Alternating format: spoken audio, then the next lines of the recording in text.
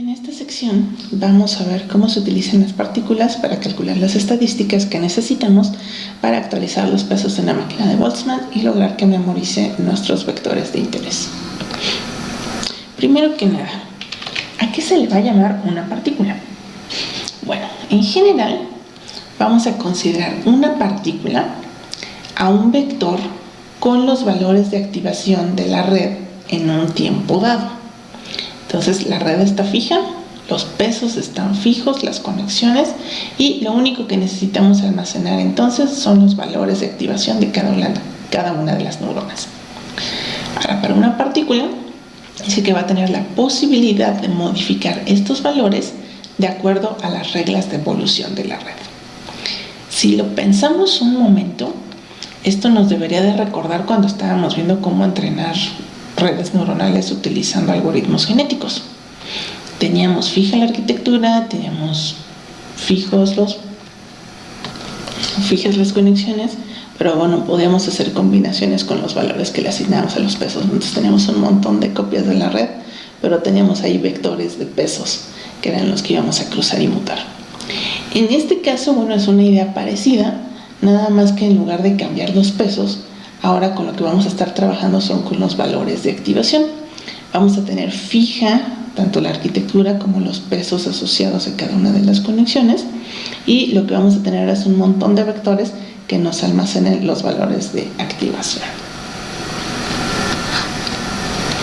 Aquí, bueno, tenemos un ejemplo donde hay dos neuronas y lo que estamos pensando es precisamente que el valor de la partícula es 0, 0, 1, porque son los valores de activación de estas tres neuronas. Entonces, las partículas se utilizan para estimar las estadísticas necesarias para entrenar una máquina de Boltzmann, de tal modo que los mínimos de su energía correspondan con los patrones que se desea que memorice. Y vamos a tener dos tipos de partículas. Primero, vamos a tener las que vamos a llamar partículas a secas, y durante el entrenamiento se dice que vamos a tener una bolsa por cada vector de entrenamiento, o sea, por cada patrón que se desea memorizar. ¿Qué es una bolsa de partículas?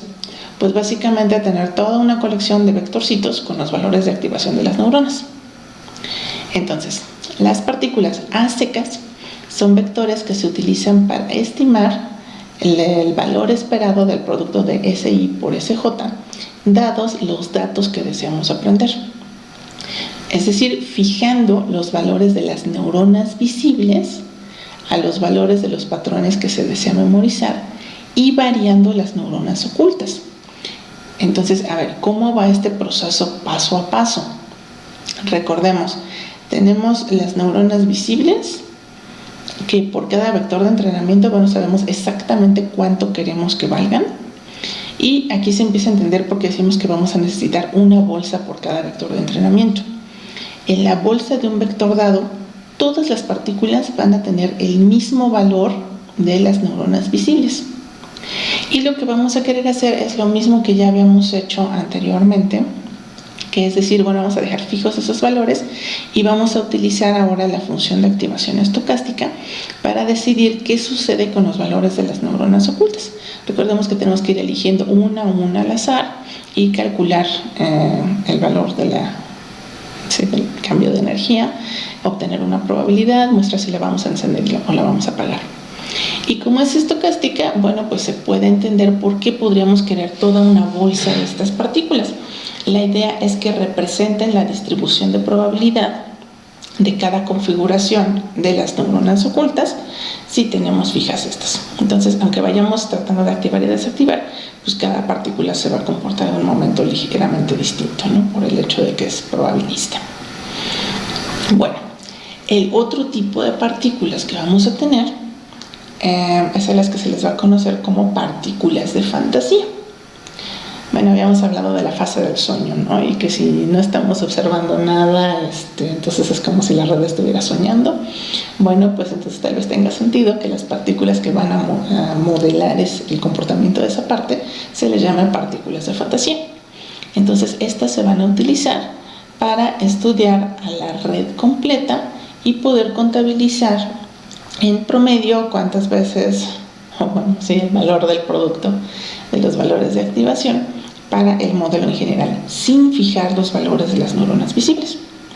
Entonces, las partículas de fantasía son vectores con el estado de la máquina de Boltzmann, donde todas las neuronas pueden cambiar su valor. Una característica muy práctica y muy interesante que les va a ayudar a visualizar estas es que las partículas de fantasía van a tener menos componentes, las de fantasía van a tener más componentes que las partículas normales. ¿Por qué? Las partículas de fantasía necesitan una entrada en el vector por cada neurona en la máquina de Boltzmann.